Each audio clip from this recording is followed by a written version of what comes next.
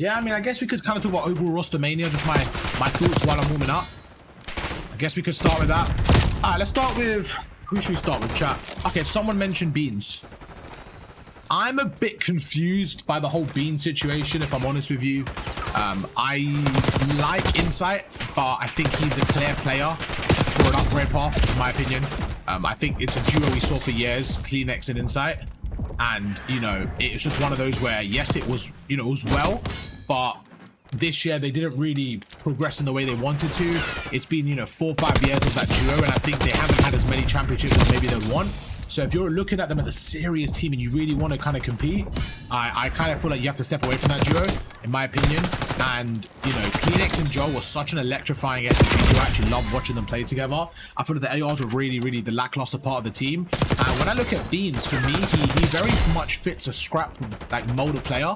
Very aggressive AR, gets a lot of damage output. Just a very solid AR. Like, I would love Beans as a part of my team, you know. I think he's a very, very good AR. And I think Insight didn't have a great year, in my opinion, and him being part of the ARs, I think sometimes he's a bit slow, and his pacing does make it difficult for players like Beans to perform really well. An example I used in my actual video, I did a video on Toronto Ultra before the news came out that Beans was dropped, and something I mentioned, chat, was that Dashy had such a good end to the year. He had a decent year overall individually stats-wise, but obviously going 0-18 and stuff, like, they didn't have a good year as a team. And sometimes ARs can have a little bit easier stats, if, you know, because your team's not playing too well, but you can kind of get kills, this and that. But generally, like, you saw his performance elevate with Mercules on the team. And I think that just goes to show that when you have an AR that plays well with you, like a flex that plays well, it will just be easier overall. So I just kind of look at that as, like, with Beans, I think he's been done really, really dirty by Toronto if that's the route they're going to take for a 1-for-1 change. I really do, man. I really think that Beans wasn't the issue, in my opinion. And of course, we don't have all the context. Maybe there's something behind the scenes we don't know about, argument, this, that. We don't know, you know. We're just going to go with the actual... I don't like to make... conspiracy theories. I'm just giving my honest opinion on things that we know. And I always remember in Rostermania that there's always things behind the scenes that we don't know, and at the end of the day the orgs know more than us. So but we still have to give our opinion, you know, but we have to remember that there's a lot more context, like contracts or money and this and that and relationships. And bro, we, like, again, I don't know if it's true, Kleenex could say, listen, I am not playing without Insight. I'm not, you know what I'm saying? I don't know that. So that maybe he's saying, like, Toronto, like, have that in their hands. There's some loyalty there. Maybe Insight's been there for 5 years. Maybe there's some loyalty there. Like, I don't know. So these are just, I think dropping Beans, I'm talking about pure Call of Duty based decision, I think is kind of crazy, because I think he has a lot of potential. I think the kid's an absolute shooter. And I think when he tries a 1-for-1 switch with Insight, I actually said Insight for Kenny would have been a phenomenal change. I think what you lose is, when you lose Insight, you lose leadership, fundamentals, kind of staple S&D, stuff like that. What you get in Kenny is everything there, plus more leadership, plus more experience. You get an actual 2-time champ winner, like, you get him, you know what I'm saying? You get that guy Kenny, that's absolutely him. You had a poor year, and sometimes you need those players to have a poor year to get them in your org. Otherwise, you, like, bro, Kenny, after winning champs, he was never going to go to a team like Toronto. Like, he was on top of the world. Optic were going to try form a dynasty, you know what I'm saying? So now that we've had a poor year, you get this type of player, you have to take the opportunity, in my opinion. And I think someone like Kenny, again, maybe he wants to live in Texas. Like, there's so many variables we don't know about, but I'm very surprised that Kenny to Toronto wasn't a rumor. And the fact that Beans is gone is mind-blowing to me. So that's kind of my take on the Toronto. Let's move on to some more questions, then we can kind of carry on. FaZe LAT making any changes? All right, that's an interesting one. I'll start with FaZe. I'll start with FaZe because that's kind of the hot seat. FaZe. The thing with FaZe is you look at their year before champs, okay? First, grand final, split decision. They win in round 11 S&D. Absolute close as you can get. Them and Thieves, okay? Split of a hair. They managed to clutch that one up. There you go. GG's, 1 majors there. Then I believe they came second. Oh no, sorry, they went back to back, nice and easy. And then major 3 and 4, they came short in major. No, I don't know when they came second. It was one of those majors, and then the other one they came short. So you're looking at 4 majors. You're looking at first, second, I think 6, something like that. I can't remember what the bad placing was, or third or some shit, whatever. Bro, at this stage of the year, so at this stage of Call of Duty where it is, it's going, you have super teams like Thieves and you know, Optic, what we thought at the start, and just so many good rosters. that's a fucking great year for you, man. Of course, everybody wants to win every single major, but when you're looking at competition, it's very unlikely to have like a team win 4 or 5 majors. You know, that's a super year when they do that. And a team wins 3, it's a super year. So for me, I look at that FaZe roster. Now, one thing I will say is this roster should be competing at champs regardless, and I don't know what it is, but they seem to peak and then not improve for champs, you know, whether it's that month break, whether it's at the end of the year and maybe everyone's trying, it's like everyone's kind of upping the level, whatever it may be. Again, I can't personally talk about that because I don't know what it is from their perspective. But losing 3-0 to an Optic team and then losing 3-0 to like Miami, it is just not a good showing, especially with Optic being behind at Major 4 and then being able to catch up like that. I think that's what probably hurts more. As a FaZe fan, I'm an Optic fan, but if I was a FaZe fan, what would annoy me the most would be the fact that Optic came in and swept us when we were ahead.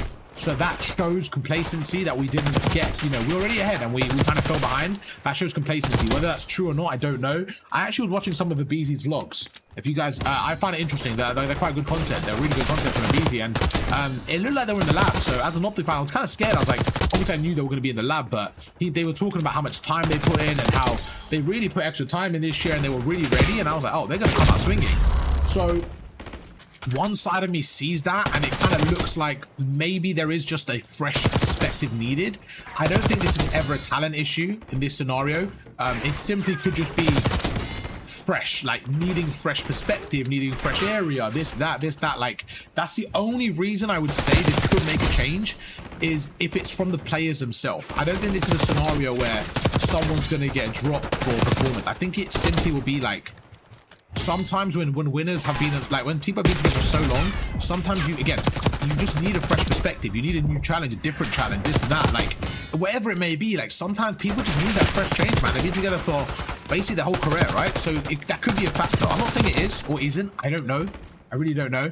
And again, bro, you look at Simp, like he had a poor major, but that guy's it, bro. That guy in the CDL has been the best player in my opinion, or up there at least, top 3 players. Like he's always in the MVP caliber. He's a very, very good player. So you look at that major and like maybe it's just an off weekend. I don't know. These are things that we don't really know. These are things that behind the scenes we can't tell. But will they make a change? I think EWC once again will be that kind of. If they go and win it, I think they're good again. If they don't win it, let's say they actually have a poor finish, I think then they will look at a change, because at that point, those are the 2 biggest events of the year and you've fallen flat.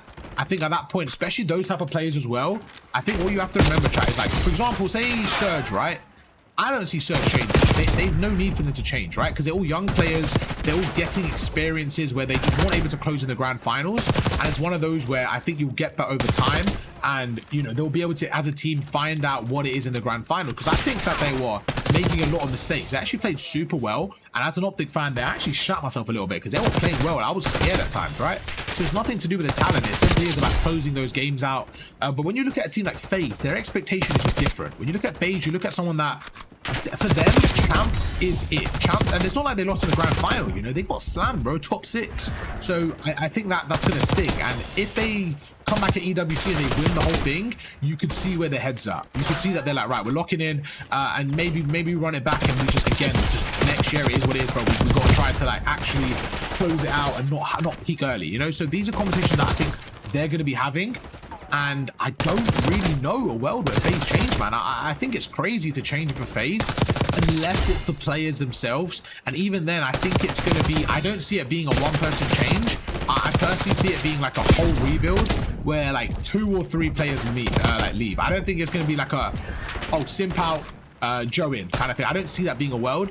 I do see a lot of rosters changing. If FaZe go, I think it's going to be a fucking domino. Now, again, look at someone like Abeezy. He's very good friends with Joe Deceives. They always stream together. So bro, like there's loads of options. Like imagine there's a world where somehow they get Joe, you know what I'm saying, who's an S-tier sub as well, if Simp has to go. But even then, like, is that the only change? That's not an upgrade. You're looking at Simp, there's no upgrade in the world for Simp. Like, if anything, you get like a player at his level, but you're not getting an upgrade. So does that change things? I don't know. Again, is it a personnel thing? There's a lot of questions, but I'm very interested. I personally I'm hoping for a change because I think it will make Rostermania super interesting to see. I think it'll be really cool to see as a non-FaZe fan. But I'm not too sure. Chat, what do you guys think? Do you guys think they should change? Do you guys think they will change? Those are the questions. I think they don't change for EWC. And depending on the results, I think we have another conversation to see. Oh, yeah, that's my thought for FaZe. Thieves, I think, is in the same boat where I don't see them changing unless FaZe change, and then it comes kind of like, oh, we can get a BZ or we can get this, that. Like, I think that's when the pieces get more available. That's when you think about it. I think besides FaZe changing, I don't see Thieves making a change. They had a godlike roster. They were the best team all year. They had 2 grand finals. They, their 3rd grand final, they lost it by around 11 S&D. They could have easily won 3 out of 4 events this year, and they had a disappointing champs. You know what I'm saying? It is what it is, bro. Sometimes you look at that. And again, in terms of the Thieves camp, I look at that like, we were the best team in the game. What happened? Did we take our foot off the gas? Were we complacent? Were we arrogant? Were we not approaching practice? I don't know. I'm not saying, bro. One thing about Benji and Nassim, bro, I don't like the way he says shit like it's a fact. Like, he would say, oh, Thieves got complacent. Bro, we don't know what it, like, they might have went dumb hard and just had a bad event, bro. It's COD. It happens day to day, bro. Like, I don't like when Benji gaslights players by saying, like, oh, they didn't try this, that. I think it's stupid because, bro, these guys want to fucking win, bro. Bro, Scrappy, you think this guy didn't want to fucking win champs? Like, of course they did, man. So I'm pretty sure they went dumb hard. Like, I'm sure they did. But, you know, we don't know if maybe they didn't put those extra reps like optic or whatever it may be. And again, that's down to the team to decide. The way I look at this chat, if I was like an org owner, I would say, did my team reach their peak? And was their peak good enough to compete? If the answer is yes, and it wasn't good enough, that's when you think about roster change. But if you look at someone like Thieves, you're like, bro, like, we were the best team throughout the year. Of course, we could have won champs before it happened. Like, we were the favorite. So that doesn't mean we could have won it. We just had a bad event. So why did we have a bad event? It wasn't like we didn't have the players to win. You know what I'm saying, chat? Like, I look at some teams, like, they just didn't, like, for Boston, I never had confidence they would win the whole thing. Even when they got top 3, like, fair play. They played super, like, ratty to get there, but it was like, you know, they didn't show me that they were going to win champs. They kind of just took it one match at a time, which is fine, bro, which is fine. But when I look at Thieves finishing, like, lower, that was more just them trolling. I look at Boston like they overachieved, and look at Thieves like they underachieved. But I never looked at Surge like they overachieved. You have to look at the team of what they did. Did they overachieve? Can you see them running it back consistently in order for a roster change, in my opinion? So it's interesting. The Thieves one, I don't know, bro. I don't know. I would like to see it just for fun. It'll be fun as a viewer. But again, the only way I see this happening, to be honest with you, chat, I think if FaZe change, then LA Thieves changes, and vice versa, because those are the players that could kind of flip-flop around. You know what I'm saying? Like, I don't see a world where FaZe changes and LA Thieves are like, nah. I think they'll be like, oh, okay, can we get a BC in? Yo, can we get Aben? You know what I'm saying? I think that's when moves happen. Besides that, I don't see it where one of them changes. I think if one of them changes, both might change. Falcons is also an interesting player here because they have bread. Like, they have fucking money. You know what I'm saying? Falcons have bread, so they could always come to play. And if they come to play, especially with the FaZe, Thieves, all these scenarios, I think it'll be interesting after EWC, because I think Falcons' first year in the league was fairly underwhelming. They went for a kind of like a local national team in terms of like their Saudi nation. Didn't really perform the way they wanted it to. Kept exited. Got some European talent. I think Fred was a superstar player they were able to bring in because of the circumstances of the optic. And I look at this like Fred's got the keys in the offseason. He's a superstar. And let's see what we can get, man. Let's see what kind of aura Fred's got, bro. Who's he's chatting to? Who's Fred talking to? Like, yo, we can do this. We can get the hype. You know what I'm saying? We got this shit. So people saying they signed TJ. EWC, you're only able to make one roster change, I believe. So there will most likely be teams for EWC and then another off-season for Black Ops 7. It's quite different now that EWC is a thing. It's like one last event where people will make temporary teams, and based on that, we'll see kind of thing. Like, I don't see TJ, if Falcons want to spend the bag, being their final pick for next year. You know what I'm saying? I think going shopping for like an Abizi and shit is not going to happen in a week. Now, that's going to be an EWC based performance. You see where I'm coming from? You're good, back. You're good, bro. Appreciate you joining the convo, my man. Sim looked like he answered. So that's where my head's at those stuff. Yeah, I think Falcons are, I think EWC is gonna have a lot to go about, man. That's where things are gonna change. Another one is Ravens dropping, not dropping, but Gwyn leaving the Ravens. We already mentioned TJ going to Carolina, sorry, to Falcons. But Gwyn to C9 is very interesting, chat. Very interesting, because now we have Kremp, Gwyn, and Sib. I mean, if they get that fourth player, bro, like, I know they got a spot right now, but if they can go shopping a little bit, chat, and get like a proper good flex, I don't know, man. That's not a bad team, bro. That's kind of my like 5th to 7th team next year kind of thing. I'm super excited for EWC, for teams like Miami. For teams like Miami, where I feel like they've really hit a good peak, like should compete against the top teams and like actually playing well, man. Playing well, bro. They lost 2 round 11s, you know what I'm saying? Like they play really well. They have great teamwork. I'm excited for Miami. Surge as well, bro. I low-key think this is Surge's event. I think it's one of those where Optic are going to have their champs high. They're obviously going to try winning it, but they're not going to go as hard as they did for champs in terms of the preparation, I assume, anyways. Their champs preparation was like different, you know what I'm saying? Like, bro, that's probably just vibing right now. And they're still going to go hard, but I think this is one where Surge, I don't know, I can see Surge winning it. But yeah, also Thieves and Face have to come in hard as well, so it's going to be good. EWC will definitely shift up the rosters. People saying Miami got to replace Metals. I think, again, it comes down to like, on a KD basis, sure, but there's other variables there. I think if you are going to replace him, the one player you get in is Snoopy, bro. Snoopy for Metals is a fucking W change, in my opinion. If you're getting someone mechanically who can just like, bro, if you have someone like Snoopy, yeah, the biggest thing for me is obviously Spanish, right? Spanish, of course, helps because they're all Spanish team. But Snoopy, the way he plays his like mechanics is very Shotsy-like. And if you can help develop him into more of a complete player where he's buying time for his team, I think his team is super talented enough where they're going to be able to fucking fry people. I think Snoopy makes that team really good. I love that look of Snoopy in that team. Their Surge as well would be so phenomenal. I think they'll just have a really good team next year, man. I think they low-key might like be consistent top 4, man. I think that team just gets better with Snoopy, and they're really good this year.